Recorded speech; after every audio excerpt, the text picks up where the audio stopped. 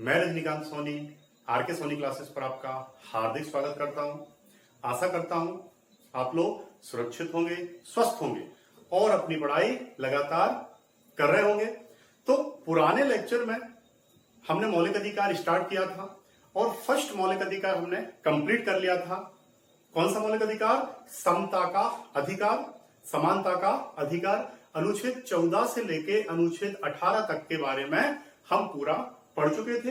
तो अभी तक जिन विद्यार्थियों ने इस चैनल को सब्सक्राइब नहीं किया है वो सब्सक्राइब करें, लाइक करें, शेयर करें। और इसके जो पुराने वीडियो हैं, इसके जो पॉलिटी के पुराने वीडियो हैं वो प्ले लिस्ट में दिए हैं, तो आप नंबर 1 से लेके अभी तक के पुराने वीडियो देख सकते हैं। तो स्टार्ट करते हैं। अगला लेक्चर हमारा दूसरा मौलिक अधिकार, स्वतंत्रता का अधिकार। अब देखिए, मैं आपको मौलिक अधिकारों की परिभाषा बता चुका हूं। उसके बाद फर्स्ट मौलिक अधिकार भी हमारा क्या हो चुका है? कंप्लीट हो चुका है। अब सेकंड मौलिक अधिकार स्टार्ट कर रहे हैं हम। कौन सा? स्वतंत्रता का अधिकार। कहां से कहां तक? 19 से 22 तक। अब सबसे पहले अगर हम बात करें स्वतंत्रता, भाई परिभाषा हमें पता होना चाहिए कि स्वतंत्रता क्या है। तो मैं यहां आपको बता दूं कि स्वतंत्रता का मतलब होता है अपने विचारों को रखना, घूमना, बिना रोक टोक के कार्य करना और सभी प्रकार से निश्चिंत रहना, किसी भी प्रकार का डर नहीं। लेकिन वो स्वतंत्रता कैसी होना चाहिए? किसी दूसरे व्यक्ति की स्वतंत्रता में बाधा ना बने। फिर से सुने, स्वतंत्रता का मतलब होता है अपने काम स्वतंत्रता पूर्वक करना, लेकिन किसी दूसरे व्यक्ति की स्वतंत्रता में बाधा नहीं पहुंचाना। तो ये तो बात हो गई किसकी? स्वतंत्रता की। अब स्वतंत्रता का जो हमारा अधिकार है उसमें अगर हम बात करें अनुच्छेद 19 की, आर्टिकल कौन सा? 19।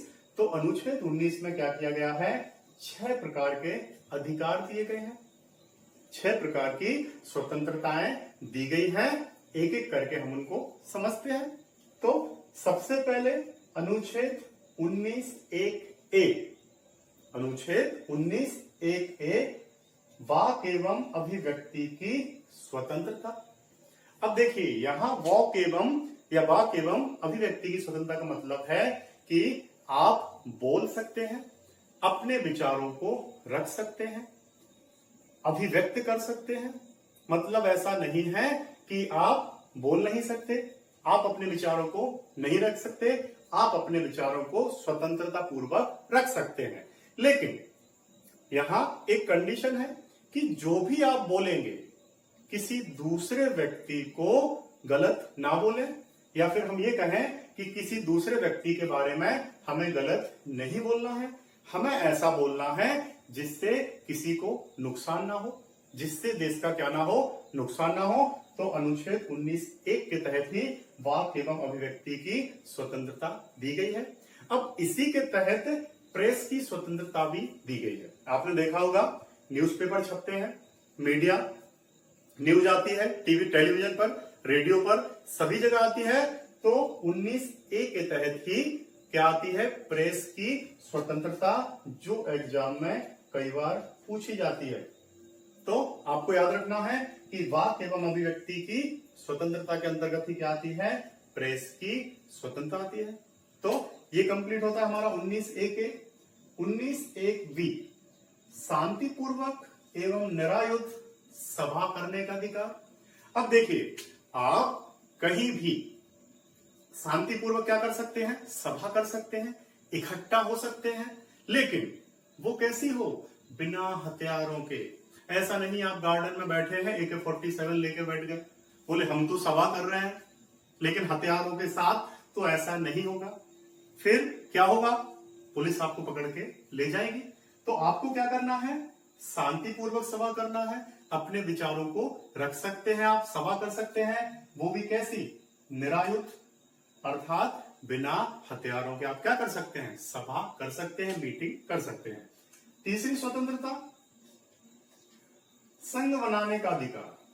अब देखिए, बहुत से लोग मिलते हैं, अलग अलग विचारों को लेके। आपने देखा होगा राजनीतिक समूह भी बनते हैं, सामाजिक समूह बनते हैं, धार्मिक समूह भी बनते हैं, या किसी भी प्रकार के समूह हम क्या कर सकते हैं, बना सकते हैं।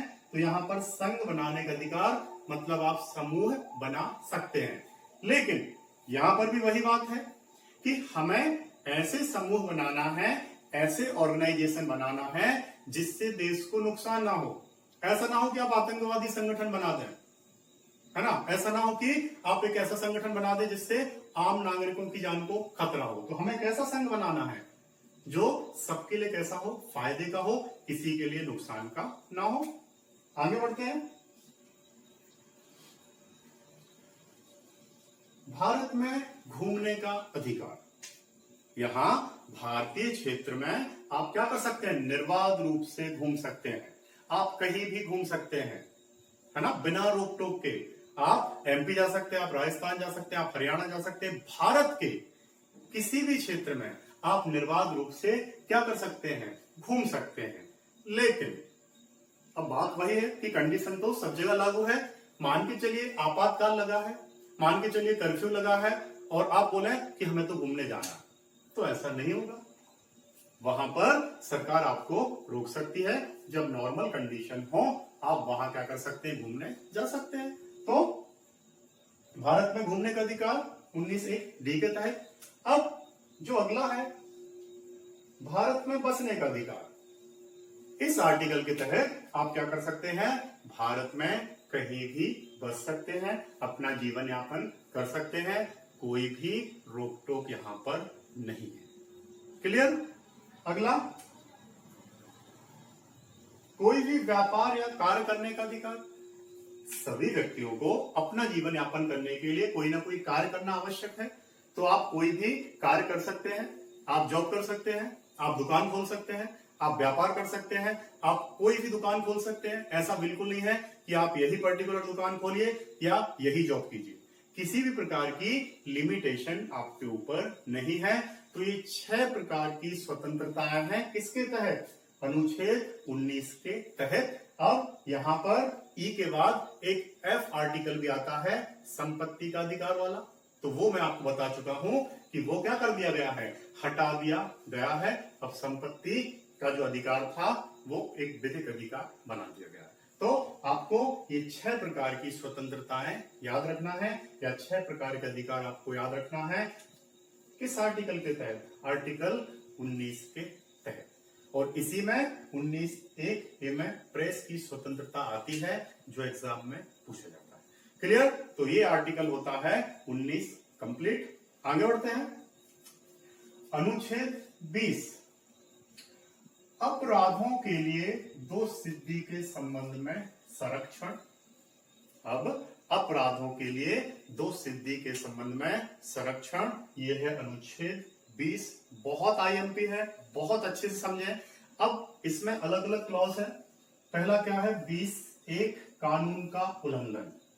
अब देखिए जो ये आर्टिकल 20 है, इसमें आपको तब तक सजा नहीं दी जाएगी जब तक कि आप किसी भी प्रचलित विधि का उल्लंघन ना करें। मतलब आप अगर कानून का उल्लंघन करते हैं तो ही आपको सजा दी जाएगी, वरना आपको सजा नहीं दी जाएगी। दूसरी बात, इसी में एक और बात है कि मान के चलिए आपने आज अपराध किया तो आपको आज के कानून के तहत ही सजा मिलेगी, ना उससे ज्यादा ना उससे कम। क्लियर। तो जो भी प्रचलित विधि होगी उसी के अकॉर्डिंग आपको सजा मिलेगी, ना उससे ज्यादा ना उससे कम। क्लियर। अब दूसरा जो इसमें एक क्लॉज है, एक अपराध के लिए एक दंड। अब मान के चलिए कि आपने कोई अपराध किया तो उसके लिए सजा कितनी बार मिलेगी, एक ही बार। ऐसा नहीं कि चोरी के लिए आपको 5 साल की सजा एक बार दी गई और एक बार और दी गई, ऐसा बिल्कुल नहीं होगा। दूसरी बात, एक अपराध के लिए एक ही बार मुकदमा चलेगा। ऐसा नहीं होगा कि आप 5 साल सजा काट के आ जाए, कोई दूसरा व्यक्ति आपको फिर मुकदमा दाखिल कर दे, आपके खिलाफ फिर मुकदमा कर दे, ऐसा बिल्कुल भी नहीं होगा। क्लियर। तीसरी बात, इसमें स्वयं के विरुद्ध गवाही मान्य नहीं होगी, या स्वयं के विरुद्ध गवाही देने के लिए आपको बाध्य नहीं किया जाएगा। कई बार आपने देखा होगा कि स्वयं के विरुद्ध हमें क्या करवाया जाता है, गवाही देने के लिए बाध्य किया जाता है। तो बाध्य पुलिस नहीं कर सकती, किसी भी लेवल पर आपको नहीं वो गवाही के लिए बाध्य कर सकती। तो इतनी प्रकार की सिक्योरिटी कहां दी गई है, अपराधों के लिए दोष सिद्धि के संबंध में संरक्षण, जिससे व्यक्तियों के मौलिक अधिकारों की क्या हो सके, रक्षा हो सके। क्लियर। आगे बढ़ते हैं। अनुच्छेद 21 प्राण एवं दैहिक स्वतंत्रता का अधिकार, मोस्ट आईएमपी। भाई सबको जीने का अधिकार है ना, किसी की भी कोई जान नहीं ले सकता, सिवाय जब तक कि आप प्रचलित विधि का उल्लंघन ना करें या फिर हम किसी भी विधि का उल्लंघन करें तो कोर्ट क्या कर सकती है, आपको सजा दे सकती है। कई बार आपने देखा होगा कि जो अपराधी प्रवृत्ति के लोग होते हैं, या फिर मान के चलिए कि किसी ने किसी का मर्डर कर दिया, तो कोर्ट क्या करेगी, आपको मृत्युदंड दे सकती है। लेकिन वो कौन देगा, कोर्ट देगा या कोर्ट देगी, कोई दूसरा व्यक्ति नहीं दे सकता। आपकी कोई भी जान नहीं ले सकता। प्राण एवं दैहिक स्वतंत्रता का अधिकार है, आपको जीने का अधिकार है। आपके जीने के अधिकार को कोई नहीं छीन सकता जब तक कि आप कोई अपराध ना करें।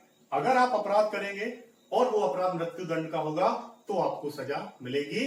कोर्ट क्या कर सकती है, आपको फांसी की सजा दे सकती है। क्लियर। इसी आर्टिकल के तहत मैं आपको बता दूं, सोने का अधिकार भी आता है प्राण एवं दैहिक स्वतंत्रता के अधिकार के तहत। मतलब आप आराम से सो सकते हैं, है ना, कोई आपको परेशान नहीं करेगा। लेकिन कैसे, अपने हिसाब से।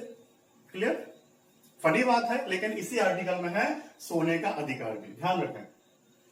अगला जो आर्टिकल है बहुत आईएमपी, शिक्षा का अधिकार, पढ़ाई का अधिकार, एजुकेशन का अधिकार। यहां पर ये आप टिक लगा लेना, 86वां संविधान संशोधन 2002 के तहत 6 से 14 वर्ष के सभी बच्चों के लिए निःशुल्क शिक्षा का अधिकार है।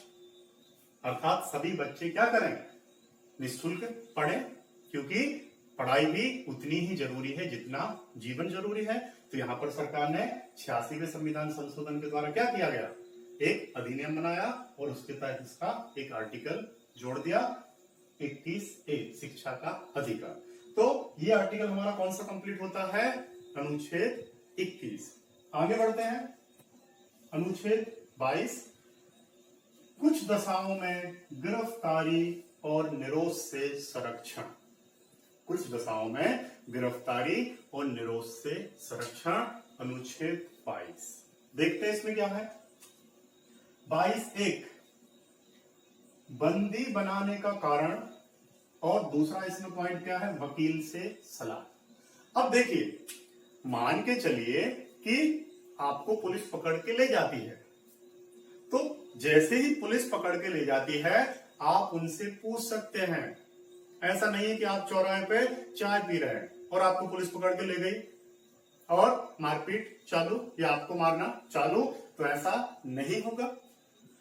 आपको अधिकार है पुलिस से पूछने का कि किस कारण से आपने हमें पकड़ा। अब पता चला आप चाय पी रहे हैं, तो ये कोई जुर्म तो नहीं है, तो पुलिस को क्या करना पड़ेगा, बताना पड़ेगा। ये आपका मौलिक अधिकार है कि कारण बताए कि हमें आखिर गिरफ्तार आपने क्यों किया है, हमें बंदी क्यों बनाया है। दूसरी बात, जैसे ही पुलिस आपको गिरफ्तार करती है या कोई अधिकारी आपको गिरफ्तार करता है, आपको वकील से सलाह लेने का अधिकार है, आपको प्रबंधन करने का अधिकार है कि हमें वकील से मिलाया जाए। तो दूसरा जो पॉइंट है, वकील से सलाह, अर्थात आप वकील से सलाह ले सकते हैं, किसके लिए, अपनी रिहाई के लिए। आगे बढ़ते हैं। 24 घंटे के अंदर कोर्ट में पेश करना पड़ेगा। मतलब यह है कि पुलिस ने या किसी अधिकारी ने आपको गिरफ्तार किया, तो 24 घंटे के अंदर निकटतम कोर्ट के सामने क्या करना पड़ेगा, उसको पेश करना पड़ेगा। 24 घंटे से ज्यादा बिना कोर्ट की सहमति से वो आपको क्या नहीं कर सकते, पुलिस कस्टडी में या गिरफ्तार नहीं कर सकते। अब इसमें आने जाने का जो टाइम होगा वो अलग होगा। मान के चलिए कि पुलिस थाने से कोर्ट दूर है, तो आने जाने का समय क्या कर दिया जाएगा, उसमें काट दिया जाएगा।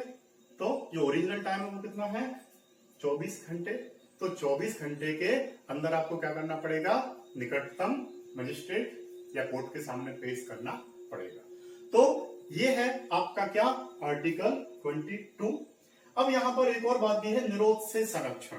अब यहां पर मैं आपको बता दूं, निरोध से संरक्षण का मतलब ये होता है कि सरकार समय समय पर कुछ कानून बनाती रहती है, जैसे आपने सुने होंगे पोटा, टाडा, आतंकवादी निरोधी नियम।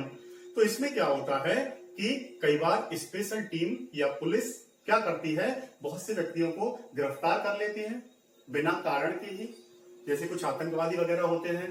तो उन निरोधों से संरक्षण के लिए भी कुछ प्रावधान दिए गए हैं। आपको पता होगा कि 2 महीने से ज्यादा बिना कोर्ट की अनुमति से किसी भी नियम के तहत आपको पुलिस कस्टडी में नहीं रखा जा सकता, है ना। जैसे कोई जो आतंकवादी होते हैं, शक के आधार पर संदिग्ध आतंकवादी होते हैं, उनको पुलिस क्या कर लेती है, कुछ अधिनियमों के तहत गिरफ्तार कर लेती है।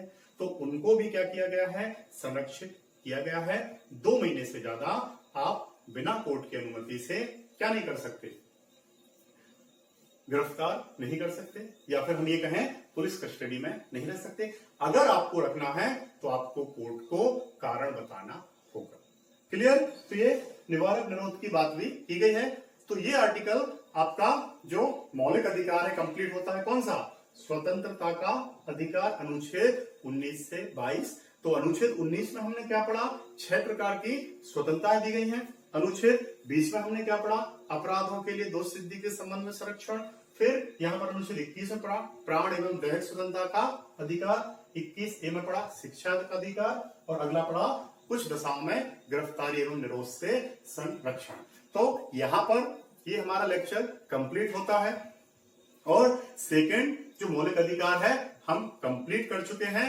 अगला लेक्चर बहुत महत्वपूर्ण होने वाला है, शोषण के विरुद्ध अधिकार, अनुच्छेद 23 और 24। तो आशा करता हूं कि आप लोगों को ये वीडियो पसंद आया होगा। तो लाइक करें, शेयर करें और सब्सक्राइब करें, जिससे आपको नोटिफिकेशन प्राप्त होते रहे। और अगर स्वतंत्रता के अधिकार से रिलेटेड या मौलिक अधिकार से रिलेटेड कोई भी डाउट हो तो आप कमेंट के माध्यम से पूछ सकते हैं, जिसके आंसर मैं आपको जरूर दूंगा। तो तब तक के लिए धन्यवाद। जय हिंद, जय भारत। धन्यवाद।